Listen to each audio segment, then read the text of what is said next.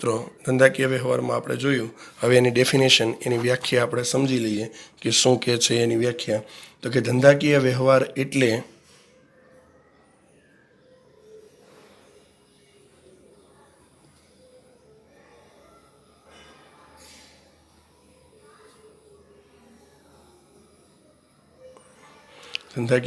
એટલે બે કે તેથી વધુ વ્યક્તિઓ વચ્ચે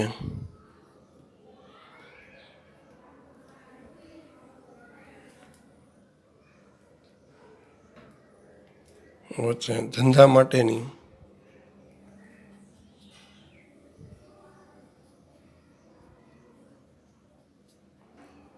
વસ્તુઓ કે સેવાની રોકડ અથવા ઉધાર અથવા બંનેમાં ફેરબદલી. આ મિત્રો ધંધાકીય વ્યવહારની ડેફિનેશન આપણે જોઈ કે ધંધાકીય વ્યવહાર એટલે બે કે તેથી વધુ વ્યક્તિઓ હોવા જરૂરી છે. એકને એક વ્યક્તિ પર ધંધાકીય વ્યવહાર ક્યારેય થતો નથી. તો કે બે કે તેથી વધુ વ્યક્તિઓ વચ્ચે ધંધા માટેની, આ ખાસ તો જો ધંધા માટેની જ વસ્તુઓ કે સેવાની રોકડમાં લેવડ દેવડ થવી જોઈએ, ફેરબદલી થવી જોઈએ, ઉધાર એટલે કે શાક પર ફેરબદલી થવી જોઈએ, અથવા બંને એટલે કેવું કે અંશતઃ રોકડ ચૂકવતા હોય અને બાકીની રકમ ઉધારી પર હોય. તો એ રીતે જો ફેરબદલી થતી હોય તો એને ધંધાકીય વ્યવહાર તરીકે ઓળખવામાં આવે છે. હવે આ ધંધાકીય જે વ્યવહાર છે એનો એક ચાર્ટ તમારી સ્ક્રીન ઉપર અત્યારે મેં મૂકેલો છે. એ ચાર્ટ ખાસ જોઈ લેવો. સ્ક્રીન ઉપર આપણને ધંધાકીય વ્યવહારનો ચાર્ટ એક સ્ક્રીન ઉપર બતાવેલો છે. તો જે ધંધાકીય વ્યવહારનો ચાર્ટ આપણને સ્ક્રીન ઉપર જોઈ શકીએ છીએ. આ ધંધાકીય વ્યવહારનો ચાર્ટ છે જેમાં આપણે જોઈ શકીએ છીએ કે ધંધાકીય વ્યવહાર બે પ્રકારના હોય. એક આર્થિક વ્યવહાર અને બીજો બિનઆર્થિક વ્યવહાર. આર્થિક વ્યવહારની અંદર રોકડ વ્યવહાર, ઉધાર વ્યવહાર અને બિનઆર્થિક વ્યવહારમાં આંતરિક વ્યવહાર અને બાહ્ય વ્યવહાર. તો કે આર્થિક વ્યવહારના બે પ્રકાર પાડ્યા છે. એમાં એક છે રોકડ વ્યવહાર અને ઉધાર વ્યવહાર અને બીજો પ્રકાર પાડ્યો આંતરિક વ્યવહાર અને બાહ્ય વ્યવહાર. તો રોકડ ઉધારમાં પાછા રોકડ વ્યવહાર, ઉધાર વ્યવહાર અને અન્ય વ્યવહાર, અને આંતરિક બાહ્યમાં એક આંતરિક વ્યવહાર અને એક બાહ્ય વ્યવહાર. તો આ રીતે આપણે ધંધાના ઘણા બધા વ્યવહારોના પ્રકારો પાડ્યા. હવે બધા જ પ્રકારોને ક્રમશઃ આપણે સમજતા જઈએ. તો જોઈએ સૌથી પહેલાં આર્થિક વ્યવહાર. સૌ પ્રથમ સમજીએ પહેલું આર્થિક વ્યવહાર.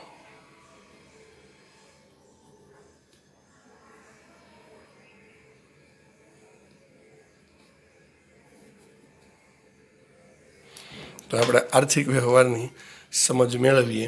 તો જેમાં કીધું છે કે ધંધાના ચોપડામાં ધંધાના આર્થિક વ્યવહારોની જ નોંધ કરવામાં આવે છે. ધંધાના ચોપડામાં ધંધાના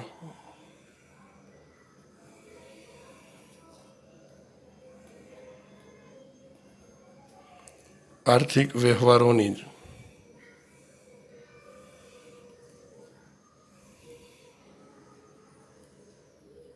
નોંધ કરવામાં આવે છે.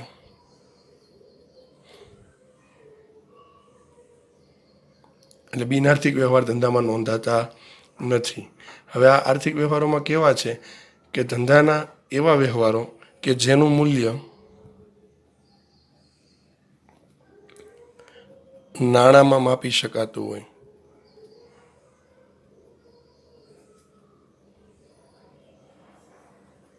એટલે જેનું મૂલ્ય નાણાંમાં માપી શકાતું હોય એવા વ્યવહારોને આપણે આર્થિક વ્યવહાર તરીકે કહીએ છીએ.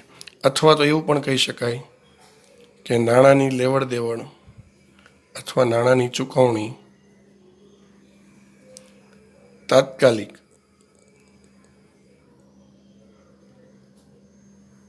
અથવા ભવિષ્યમાં થનારી હોય.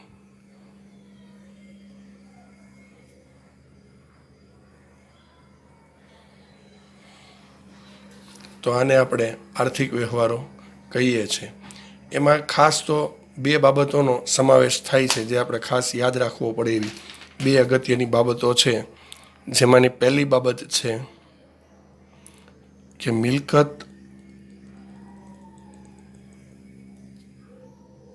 ડેશ માલ ડેશ સેવા, એટલે મિલકત માલ સેવા સામે રોકડની લેવડ દેવડ.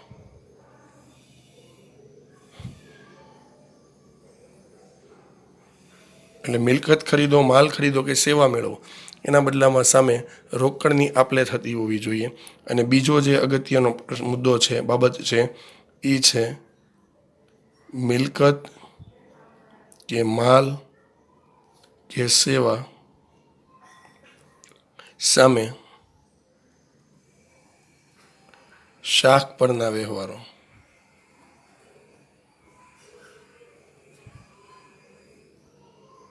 હવે શાખ પરના વ્યવહાર એટલે શું? શાખ પરના વ્યવહાર એટલે ઉધાર વ્યવહારો. જો કે મિલકત સેવા કે માલના બદલામાં તમે ઉધારી આપો અથવા મિલકત માલ કે સેવાના બદલામાં તમે રોકડની લેવડ દેવડ કરો, તો આવા વ્યવહારને આર્થિક વ્યવહાર તરીકે ઓળખવામાં આવે છે. આપણે ઉપર ચાર્ટમાં જોયું હતું કે આર્થિક વ્યવહારના મુખ્યત્વે બે પ્રકાર પડ્યા છે, રોકડ ઉધાર વ્યવહાર અને આંતરિક બાહ્ય વ્યવહાર. તો એમાં પહેલાં આપણે જોઈ લઈએ રોકડ અને ઉધાર વ્યવહાર. મિત્રો, અહીંયા આપણે પહેલાં જોઈએ તો કે રોકડ અને ઉધાર વ્યવહારની દ્રષ્ટિએ આર્થિક વ્યવહારો. તો એને પહેલાં ત્રણ પ્રકારના વ્યવહારો પડ્યા, ત્રણ ચાર્ટમાં જોયા હતા: રોકડ વ્યવહાર, ઉધાર વ્યવહાર અને અન્ય વ્યવહાર. તો કઈ કઈ રીતે હોય? તો રોકડ વ્યવહાર જોઈએ તો આ પ્રકારના વ્યવહારમાં માલ કે મિલકતના બદલામાં, ખાસ જોજો, માલ કે મિલકતના બદલામાં નાણાં કે સેવાના બદલામાં નાણાં ચૂકવવામાં આવે અથવા નાણાં મળે. માલ મિલકતના બદલામાં નાણાં કે સેવાના બદલામાં નાણાં ચૂકવવામાં આવતા હોય તો આને રોકડ વ્યવહાર કહેવાય. તમે માલ ખરીદો, મિલકત ખરીદો કે સેવા મેળવો, એના બદલામાં તમને જો નાણાં મળતા હોય તો એ વ્યવહારને આપણે રોકડ વ્યવહાર તરીકે ઓળખશું. ત્યારબાદ છે મિલકત સાથેના રોકડ વ્યવહારો. તો કે નાણાંની ચૂકવણી કરતી વખતે મિલકત ખરીદવામાં આવે છે, નાણાં ચૂકવીને મિલકત ખરીદે અથવા મિલકતના વેચાણમાંથી નાણાં મળે તો આ મિલકત સાથેના વ્યવહાર કહેવાય. કેવી રીતની વાત કરી છે? રોકડમાં ત્રણ પ્રકારો પડ્યા, એમાં મિલકત સાથેના વ્યવહાર જોયા, માલ સાથેના વ્યવહાર જોયા અને સેવા. તો એમાં પહેલાં આપણે મિલકત સાથેના વ્યવહારો જોઈએ તો કઈ રીતનું? કે નાણાં ચૂકવો અને મિલકત ખરીદો અથવા મિલકત વેચો અને નાણાં ખરીદો. ધારો કે ધંધાની અંદર આપણે એસીની જરૂરિયાત ઊભી થઈ તો દુકાનવાળા પાસેથી આપણે એસી લઈ આવીએ છીએ, તો એસી લીધું, એના બદલામાં નાણાંની ચૂકવણી કરી. અને એવી જ રીતના ધંધાની અંદર રહેલું કોમ્પ્યુટર આપણે ખરાબ થઈ ગયું છે, હવે કોમ્પ્યુટર આપણે વેચી દેવું છે, તો કોમ્પ્યુટર વેચી દેતા પૈસા આપણને મળ્યા, તો આને મિલકત સાથેના રોકડ વ્યવહારો કહેવાય. જેમ કે 10,000નું ધંધા માટે ફર્નિચર ખરીદ્યું તો રોકડા ચૂકવા અને મિલકતની ખરીદી કરી. એવી રીતના 40,000નું સ્કૂટરની મિલકત વેચી અને રોકડ મેળવી તો સ્કૂટર વેચી નાખ્યું અને મિલકત વેચી અને સામે રોકડ મેળવી. એવી જ રીતના માલ સાથેના રોકડ વ્યવહારો હોય તો નાણાંના બદલામાં માલ ખરીદવામાં આવે અથવા માલના વેચાણમાંથી નાણાં મેળવો. હવે તમારા ધંધાની અંદર તમે જે વસ્તુનો વેપાર કરો છો એ તમારા માટે માલ છે. કરિયાણાનો વેપારી છે તો કરિયાણાનો વેપારી 50 કિલો ઘઉં લાવે છે, તો 50 કિલો ઘઉં પેટે એને પૈસા ચૂકવવા પડશે. અને એ જ 50 કિલો ઘઉંનું છૂટક 2 કિલો 5 કિલો લેખે વેચાણ કરે તો એમાંથી એને જે પૈસાની ઉપજ થશે, તો આ વસ્તુ એવી કે માલના બદલામાં નાણાંની ચૂકવણી અને રોકડ મેળવી અને નાણાં માલ વેચો, એટલે માલના લેવડ દેવડથી પણ એ રોકડની પ્રાપ્તિ કરી શકે. ત્યારબાદ છે સેવા અંગેના રોકડ વ્યવહારો.